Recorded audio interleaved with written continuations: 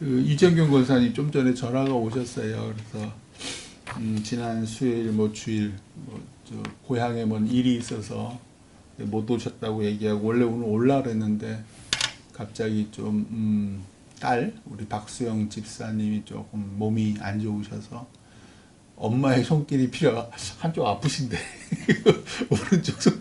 오른쪽 손으로 좀 맛있는 좀 밥을 좀 해야 되겠어서 한쪽 그래도 그 한쪽 손으로 정성껏 좀 이렇게 다듬고 이렇게 하고 싶은 게 엄마의 마음 참 막 느껴졌습니다. 너무너무 감사하고 오늘 또 정부가 그 막 뭐 지방 의과대학 막 발표했잖아요. 저희 아들은 이제 초연합니다. 저희 아들은 그저 주어진 일, 저 분당 서울대병원 중환자실에서 오늘도 밤새기 합니다. 밤새기 하고 아침 7시에 출근했는데 내일 이제 저녁 오후 6시 반에 와요. 6시 반에 퇴근해서 7시 그렇게 또 하고 금요일 날도 또 그렇게 하고 토요일 날도 주일날 새벽에 오죠. 주일날 6시 반에 아침 6시 반에 퇴근해서 좀 자다가 이제 교회 예배에 참석해요. 그게 얼마나 감사해요. 감사하고 나머지 지금 친구들 선배들은 참 다들 모르겠습니다. 어떻게 지내는지. 지금 정부의 정책이 이렇게 막 강경하게 가는데 이게 좋은 일인지 나쁜 일인지는 나중에 좀 세월이 지나야지 드러나겠지요. 오늘 말씀은 참 다윗의 믹담시 그 57편 위에 있잖아요. 다윗의 믹담시, 믹담이라는 게 색이다 또는 금, 황금이라는 뜻인데 그러니까 새길 만한 시, 다윗이 다윗의 시 중에 많은 시가 있는데 이 중에서 믹담시, 황금 같은 시, 가슴에 새길 만한 시라는 뜻이에요. 그리고 인도자를 따라 알다스헷, 알다스헷이 뭔 뜻인가 그랬더니 멸하지 마소서라는 뜻인데 아마 이 내용이 다윗이 왜 아둘람 굴에 숨어서 이렇게 있잖아요. 아마 요런 시편에는 알다스헷이라는 어떤 음악 용어인데 요런 어떤 음악 무슨 리듬이 있나 보죠. 거기에 맞춘 노래인 것 같고요. 다윗이 사울을 피하여 굴에 있던 때에 즉 엔게디 광야의 그 아둘람 굴에 이렇게 숨어서 부하라 그래야 되나요? 따르는 사람들 400명과 함께 그러니까 굴이 되게 컸나 봐요. 그리고 그래도 400명이잖아요. 그러면 그 중에 재채기 하는 사람도 있을 테고 그 중에 좀 시끄러운 사람이 있을 텐데 그 사람들이 다 숨지기도 있어야 되니까 얼마나 불안해. 그러니까 나 하나 왜 그 애기도 있겠네요. 잘못하면 어머 애기 그러면 모두 그 울지 못하게 입을 확 털어막았을 수도 있고요. 그러니까 나만 조용히 있다고 이 살아남을 분위기가 아니고요. 나와 관계된 그 400명의 사람들이 저기 숨지기듯이 있어야지 살아남든지. 사울 왕이 왜 용변 보러 왔잖아요. 큰 거 보러 왔는데 사실은 사울 왕 왜 겉소매 이렇게 잘랐잖아요. 들켰으면 사울 왕 너 죽고 나 죽자 했을 텐데 참 신기하게도 하나님께서 잠잠하게 있고 부하가 하나님이 주신 때라고 그럴 때도 다윗은 몰래 사울의 그 소매자락만 딱 자른 이제 고식이에요. 고식인데 아마 그런 일이 있기 전이었나 봐요. 아마 그 엔게디 굴에 있을 때 아니 그 압둘람 굴에 있을 때에 이 시를 썼다 그래요. 사울은 그 3천 그 정예 군인과 함께 지금 이 아둘람 굴 주변을 막 탐색하고 있는 중이죠. 그러니까 조용히 숨어 있으면서 막 그때 떠올랐던 것을 아마 나중에 쓰지 않았을까 싶어요. 1절 하나님이여 내게 은혜를 베푸소서 내게 은혜를 베푸소서 내 영혼이 주께로 피하되 주의 날개 그늘 아래에서 이 재앙들이 지나가기까지 피하리이다. 동네 교회 그 우리 사송동에 새로 우리 분당시찰 그 젊은 목사님이 새로 개척한 동네 교회 최근에 그 서울 아산병원에 있는 의사분이 성도로 오셨대요. 그 아이도 초등학교 다니고 유치원 다니는 원래는 저 한신교회 다니다가 한신교회 난리가 났잖아요. 그래서 만락교회 갔다가 만락교회에서 예배 드리는 중에 하나님의 생각을 확 주시더래요. 네가 이 큰 교회에 뭐하러 있냐. 그러면서 어렵고 힘든 작은 교회, 동네 교회, 그 한신교회 부목사님으로도 계셨었으니까 그 담임 목사님이. 그래서 이제 그 교회로 갔는데 아니야 달까 그 의사 선생님 어머니가 목사님이었대요. 그래서 이제 어렵고 힘든 교회를 이렇게 쭉 하면서 그래서 또 그런 마음을 주셨는지 왜 이 얘기를 하냐면 그 동네 교회 목사님 얼마 전에 시찰 서기 이렇게 뭐 이것저것 전해주면서 같이 식사를 했는데 그 아산병원에 지금 의사들도 지금 뭐 이 와중에 휩싸였잖아요. 목사님한테 기도해 주세요. 이게 지금 피할 수가 없을 것 같아요. 그러니까 저희 아들은 지금 혼자 있고 있잖아요. 그러니까 지금 그 의사들, 전문 의사들도 지금 여기서 어떻게 해야 되는지 모르겠다 그러더라고요. 그러니까 지금 그런 상황이에요. 그래서 지금 주의 날개 그늘 아래에서, 그러니까 사실은 다윗이야 뭐 정말 생명이 왔다 갔다 하는 거지만 그렇지 않고 오늘날 우리 대한민국에 사는 사람들도 어떤 선택의 순간에 참 어렵고 힘든 뭐 요즘에 국회의원 뭐 이것도 한참 뭐 말이 많잖아요. 그럼 모든 어려운 선택의 순간에 있을 때 내가 어떻게 할까 할 때 주께로 피해. 주의 날개 그늘 아래 피하는 게 최고라는 거예요. 세상 풍조는 막 변하잖아요. 누차 말씀드리지만 대통령도 일로 갔다가 절로 갔다가 당도 일로 갔다가 절로 갔다가 막 변하잖아요. 막 변하는 와중에 우리가 머물고 우리가 피해야 할 곳은 결국 주님의 날개 그늘 아래다. 그러니까 참 어떻게 이럴 수가 있지? 저 같으면 제가 만약 다윗이라면 하나님 엄청 원망했을 텐데 다윗은 원망하지를 않아요. 오히려 그 주의 날개 그늘 아래에 있어서 너무 좋다라는 얘기가 2절. 내가 지존하신 하나님께 부르짖으며 곧 나를 위하여 모든 것을 이루시는 하나님께로다. 대단하잖아요. 원래 이렇게 보세요. 2절. 내가 지존하신 하나님께 부르짖으며, 하나님은 지극히 존귀하신 분인데 이 지극히 존귀하심을 부르짖는 이유가 뭐냐면 나를 위해 모든 것을 이루시는 하나님께로다. 와, 엄청 이기적인 기도잖아요. 나의 생명을 위해서 모든 것을 이루시는 하나님, 그분이 바로 지존하신 하나님이다 라고 뭐 절체절명의 위기 때문에도 이런 얘기를 하겠지만 우리 기도는요 거룩하면 안 돼요. 기도가요 고귀하고 이타적인 기도 하지 마세요. 그거는 대단하신 기도의 용사들, 아주 그 믿음의 깊이가 정말 한없이 깊고 높은 분들이 이타적이고 거룩하신 기도를 하지요. 우리는요 바로 눈앞에 있는 거, 내 새끼 이기적인 기도 하셔요. 정말 그렇게 하셔야 돼요. 그렇게 하시다가 하나님이 막 보여주셔요. 그때가 이제 점점 내 기도의 지경이 넓어지는 거지. 뭐 거룩한 기도, 이타적인 기도, 그 기도 안 하겠다는 얘기예요.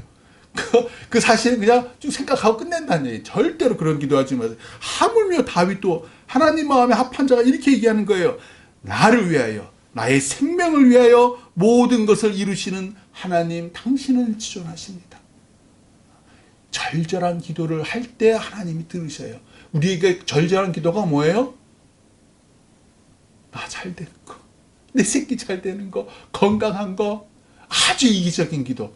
근데 그 이기적인 게 생각해 보세요. 나를 위해서, 내 배우자를 위해서, 내 새끼를 위해서 이게 점점 넓어져요. 내 교회를 위해서, 내 나라를 위해서, 이 다 사실은 이기적이에요. 내 하나님을 위해서 하나님 들으셔요. 절절한 기도를 들으셔요. 절대로 기도할 때 이타적인 기도, 거기에 그건 대표 기도하실 때, 그건 대표 기도하실 때 하시고 절대로 그래야지 진짜 기도가 이루어지고 하나님, 나도 절절해지고 하나님도 그 기도를 들으세요. 하물며 다윗도 이랬잖아요. 3절. 그가 하나님께서 하늘에서 보내사 나를 삼키려는 자의 비방에서 나를 구원하실지라. 얼마나 음해하고 비난하는지요. 그거를 하나님께서 나를 구원해 주시고 하나님의 그의 인자와 진리를 보내시리로다. 이게 구약 성경에 하나님을 표현하는 가장 위대한 언어는 이 인자와 진리예요. 그 히브리어는 인자는 헤세드예요. 그리고 진리는 에메트예요. 그래서 헤세드와 에메트가 얼마나 많이 언급이 되냐면 창세기부터 언급이 돼요. 창세기에 왜 그 아브라함이 그 100살에 낳은 이삭의 와이프, 그러니까 이제 그 며느리를 구하려고 늙은 종을 보내잖아요. 그러면 그 늙은 종이 하나님께 이렇게 기도한 거예요. 내 주인 아브라함에게 주셨던 당신의 인자와 진리를 저에게 주셔서 합당한 며느리를 보게 하옵소서. 그렇게 기도를 했어요. 뿐만 아니라 왜 야복강가에서 야곱이 막 큰일 났잖아요. 내일 이제 그 형, 쌍둥이 형 에서 앞을 막 미리 이제 두 대로 나눠서 지나갔고 자기가 가면 죽을 것 같은 거예요. 그때도 이 그 야복강가에서 야곱이 하나님께 은혜와 진리를 베풀어 달라고, 헤세드와 에베트를 베풀어 달라고 간절히 기도했어요. 그러니까 이게 구약 성경의 아주 큰 기둥이에요. 그리고 모세도 하나님을 금송아지 숭배로 타락한 하나님의 백성들을 용서해 주옵소서 하면서 새로운 언약을 맺겠습니다라고 할 때 하나님의 5가지 성품을 쫙 얘기할 때 끝에 뭐라 하냐면 헤세드와 에메트가 또 나와요. 하나님 당신의 사랑과 진리. 사랑과 진리가 왜 붙어 있냐면요. 하나님의 은혜, 사랑은 변함이 없다. 진실되다. 진리 확고하다라는, 그래서 이 헤세드와 에메트, 은혜와 진리 교회 있죠. 또는 사랑과 진리, 인자와 진리, 어떻게 표현을 하든 간에 거기서 그 교회 이름도 나온 거예요. 그래서 하나님의 사랑은 변함이나 거짓이 없이 진실합니다. 그 진실을 나에게 보내시리라 라고 하는 거예요. 4절, 내 영혼이 사자들 가운데서 살며 얼마나 지금 힘든지, 자신의 영혼이 지금 사자들 안에 있고요. 내가 나를 불사르는 자들 중에 누웠고요.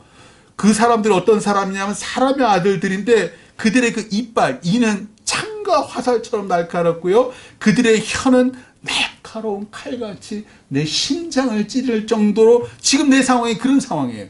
아주 곤란하고 힘들고 숨도 못 쉬고 있는 그런 상황이라는 거예요. 그런데 이 상황에서 5절 보세요.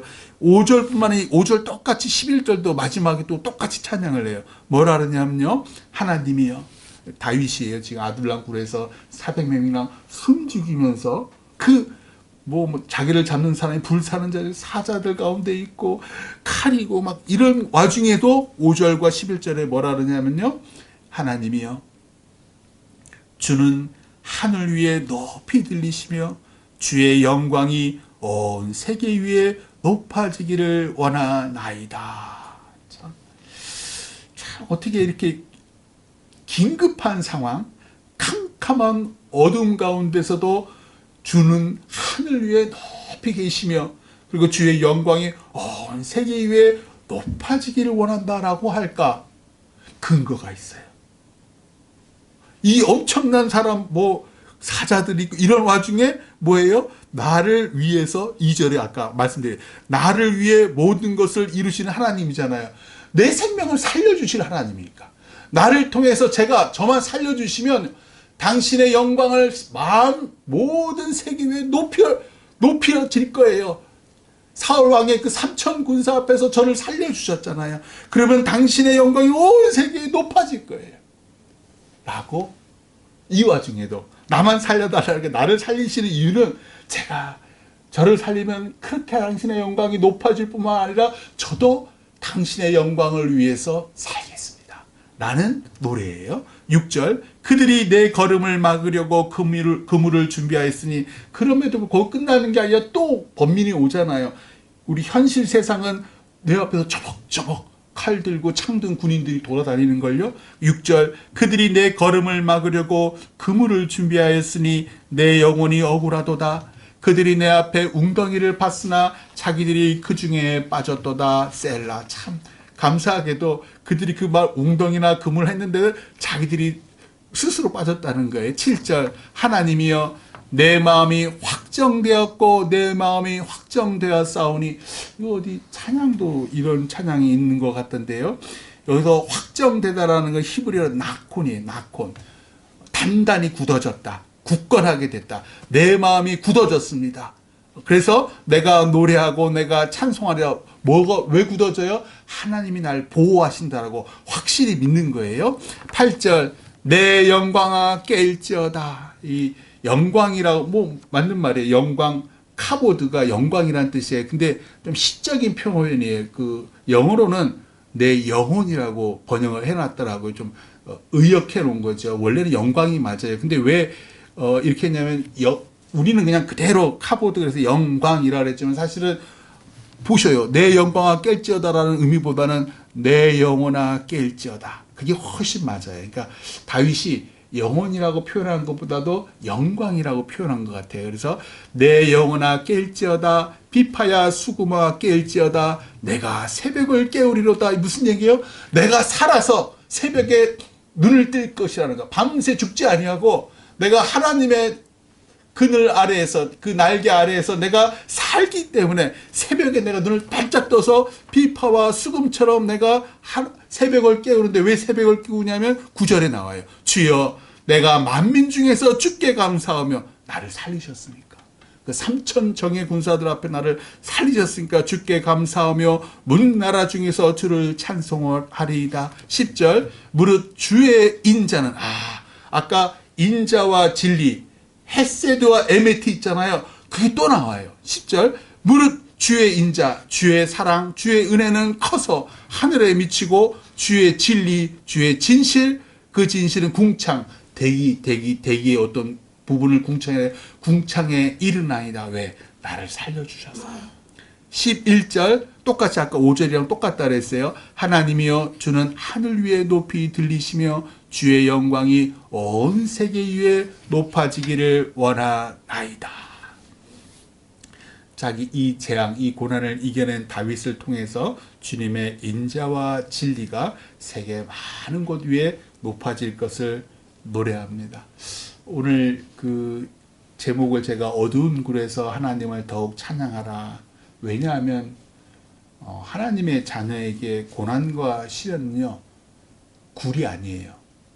막혀있는 굴이 아니라 언젠가 끝이 보이는, 그 끝에는 빛이 있는 터널이라는 말 많이 들으셨잖아요. 우리의 고난은 절대로 막혀있는 굴이 아니고 거기서 뚫려있는 그 고난의 끝에 가면은 반드시 빛이 있고 하나님의 영광이 있는 터널이다. 따라서 지금 어두운 굴로 보일 때 더 하나님 날개 아래 들어가시고 하나님의 헤세드와 에메트, 진리와 인자와 진리 가운데 함께 하시는 우리 되시기를 주님의 이름으로 축원합니다. 기도하겠습니다.